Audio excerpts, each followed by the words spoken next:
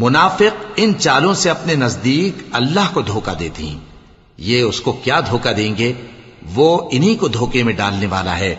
और जब ये नमाज को खड़े होते हैं तो सुस्त और काहिल होकर, सिर्फ लोगों के दिखाने को, और अल्लाह को याद ही नहीं करते मगर बहुत कम।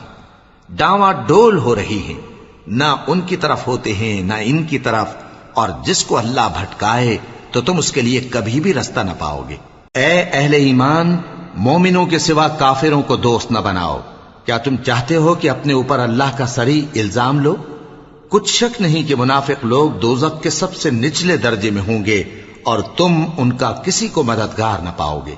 हां, जिन्होंने तौबा की और अपनी हालत को दुरुस्त कर लिया और अल्लाह की रस्सी को मजबूत पकड़ लिया और खालिस अल्लाह के हुक्म बरदार हो गए, तो ऐसे लोग मोमिनों के साथ होंगे और अल्लाह अनकरीब मोमिनों को बड़ा सवाब देगा।